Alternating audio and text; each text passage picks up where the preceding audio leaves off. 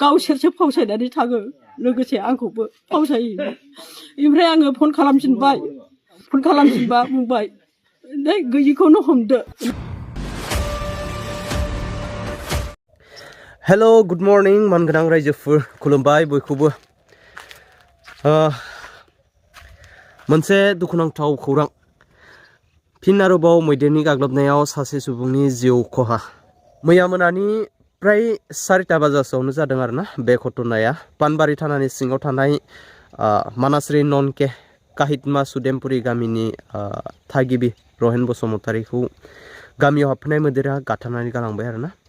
तो मोनथिनाय बायदिब्ला बांद्राय बैसोनि मानसि नङामोन, मेक्सिमाम 50 इयार्ससोनि जागौमोन होनना मिथिनाय जादों। दा दुखुथिया न'खरा सोरखारनिफ्राय माबा मोनसे अनसुंथाइनि थाखाय लुबैदों, दा मा खालामो बेखौ मोनथिला आरोना। दा बिदिब्ला बाखि खोथाफोरखौ न'खरनि मानसिनिफ्राय मोनथिनो हागोन। आंनि फिसाया दिनै अकस्मात आंबो डिउटिनिफ्रायसो फैदोंमोन, मानसि लांदोंमोन, फैनानै आङो नुबाय सानैजोंनो मोसौ लानानै दोनफैबाय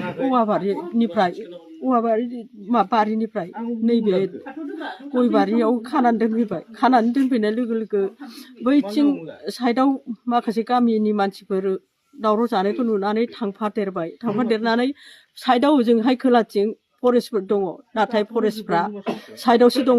आं थांदोंमोन बिहामजोखौ लानानै थांबा गाबख्रावनानै थांबा, नाथाय बिसोरो मैदेर माबानायखौ नुनानै गावसोरसो फावसायनानै थाङो लोगोसे आंखौबो फावसायो।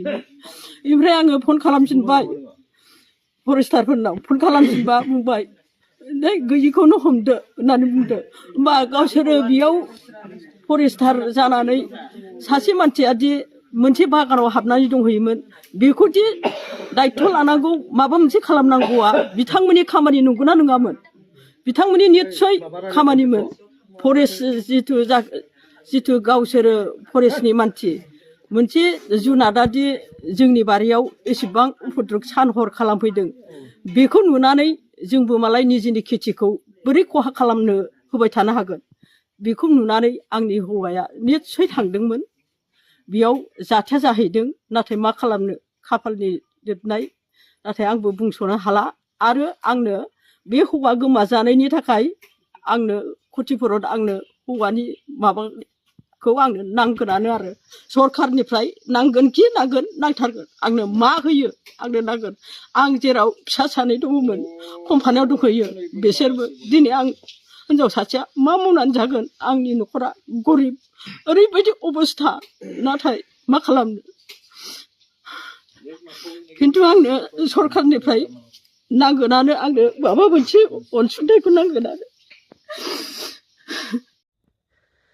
थ' मानगोनां रायजोफोर, दासिमनि गोदान मोनसे फुल आपडेट भिडिअआ बेखिनियानोसोमोन। जुदि नोंथांमोना भिडिअखौ नायनानै मोजां मोनदोंबा लाइक, कमेन्ट, शेयार आरो चेनेलाव दिनैसो गोदानब्ला अननानै चेनेलखौ साबस्क्राइब खालामना होब्लानो जाबाय। थेंक इउ फर वाचिं, लाभ इउ अल, बाय।